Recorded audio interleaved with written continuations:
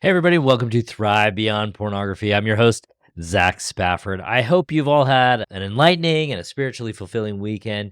This week on the podcast, I want to share with you part of my group coaching call, and I'm going to apologize up front. The audio quality is not entirely perfect because I wasn't planning on using it for this. I didn't have everything in place that I usually do when I record these things. Before we go into that, I want to talk about why I decided to share this with you. This is actually a really common theme. This conversation that I'm having with this young man is a very common theme in my own life and a really important thing for those of us who are working to improve our relationships.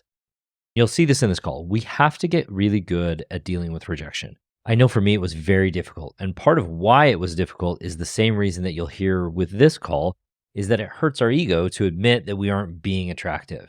This client is talking about a relationship with a friend who he wants to date, but she has repeatedly rebuffed him. This isn't the first time that we've talked about this particular issue. And I think in this conversation, you start to really see it hit home for him.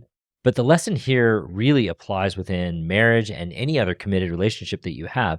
This particular vein of conversation came up at least 4 times during the week with 2 married couples and another couple of people, including this young man. The big question that we all have to face in our relationships is the way I'm showing up attractive, or is it designed to get me maximum validation without me needing to examine myself and show up as someone who's truly desirable? One example of this in my life was that often I was accepting duty sex from Darcy. I didn't want that. I really didn't want her to just give me sex. And at some point I decided I was getting that validation. I was getting her to manage my ego instead of really being desirable. And I had to get really good at handling rejection and becoming someone that Darcy could trust to be okay regardless of how much she was giving.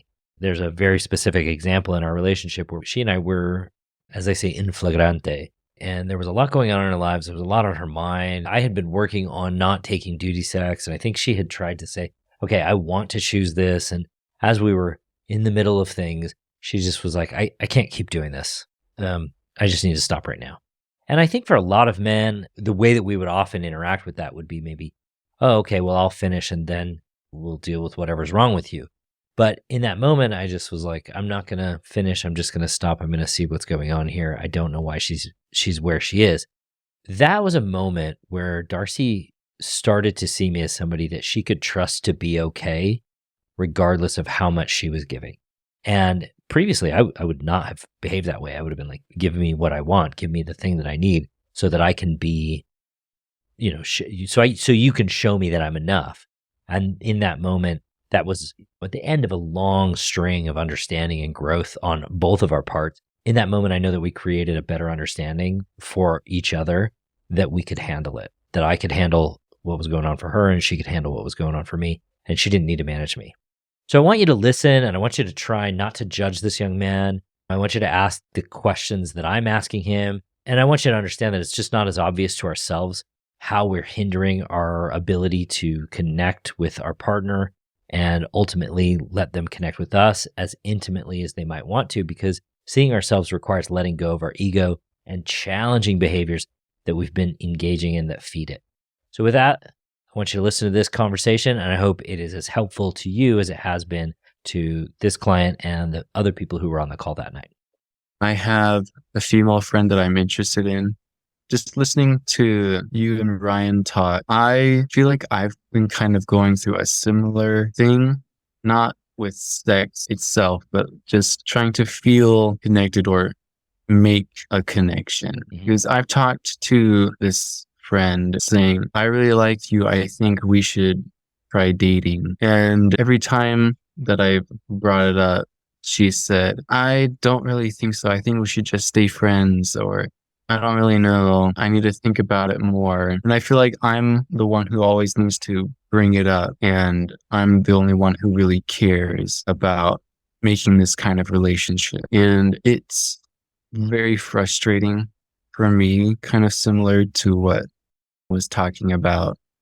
It doesn't feel like she's putting in her side of the work the way I think she should. Obviously, dating dynamics somewhat different than a marriage dynamic, because as you said, Yeah. in your case, there's no sexuality, but there's also no commitment there. There's a somewhat significant difference in that, and have made a commitment to each other, and you're in the pre-commitment phase of any sort of relationship. One of the things that I might think about in that framework is to say, if she's not willing to put in the work to create a commitment right now, it's unlikely I'm going to be able to cajole her into it or convince her of it, because she has not made a commitment. If I'm in a committed relationship with somebody and we've created a life together and children, all those sorts of things, the calculus is different. But I think, at least in this scenario, if someone's saying, I'm not ready for that, or I'm not willing to put the effort into a relationship with you, then one of the things that you have to ask yourself is, am I going to be able to convince this person?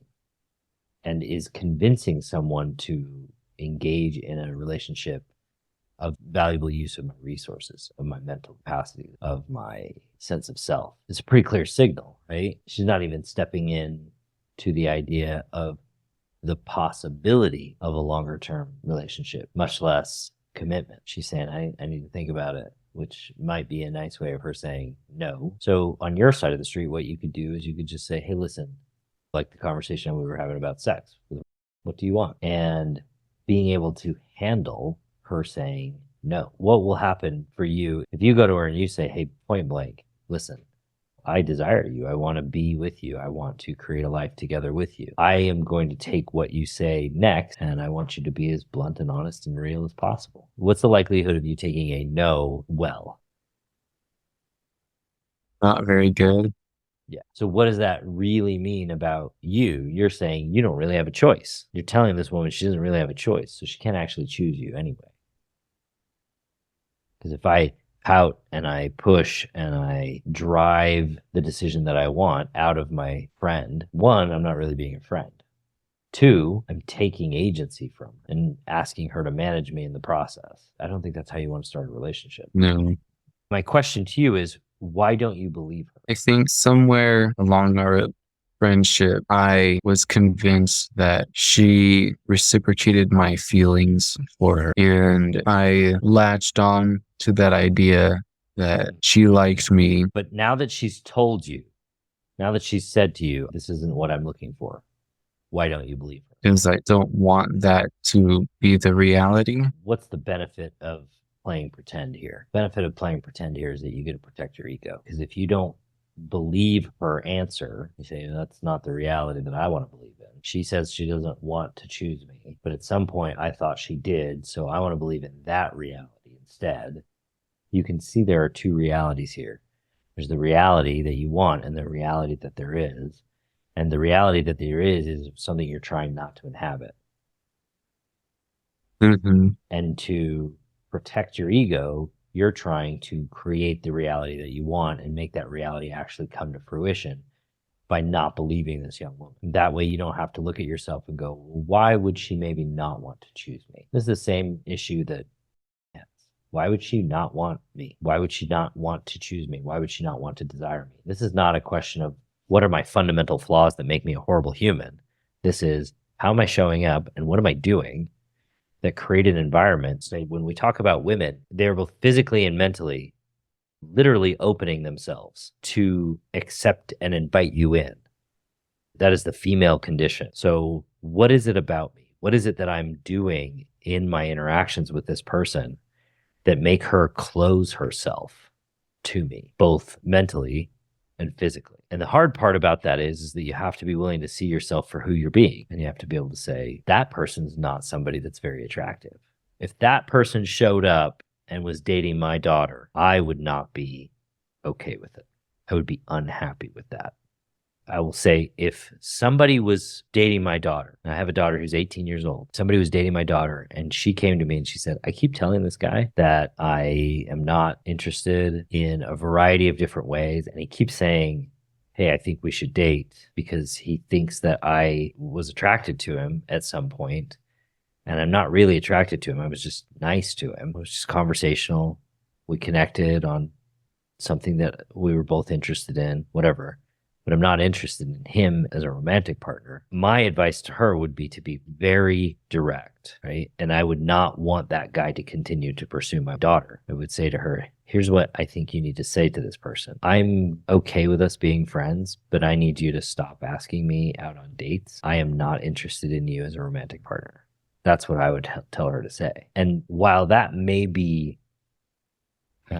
see, women have a difficult time being that blunt for a number of reasons. One of the reasons is they want to be liked just like everybody else. And so saying it in those blunt of terms means that now I'm alienating somebody who I actually care for, or at least don't want ill to happen to. And so that's one reason. Another reason is, and I don't mean to pretend that you're intimidating this person physically by any stretch, but we also have to remember that as men, there is a fear factor that women have that men don't when it comes to relationships. And I'm not trying to insinuate that you're, physically intimidating this person or abusing her in any way.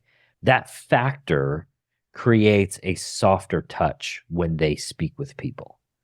So instead of being very direct, they can tend to beat around the bush and hope that we read the signals. So you have a choice on your side of the street to say, I want directness from you and I can handle it, and then get good at handling it. But it's clear, and you've said this, that you aren't really willing to handle it because you don't like the idea that she might actually reject you.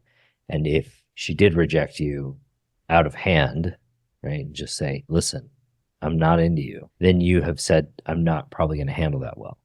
So my challenge to you, my experiment to you, is get good at handling the idea that somebody might say no, or that they are saying no, and ask yourself, am I acting in a way that is appropriate to my age in the face of this rejection? Am I acting like a grown-up? Am I being mature about this? Am I showing up in a way that I will be proud of 10 years from now? And just work through that mentally and emotionally. Okay. I think that's a good place to leave it. You guys are awesome.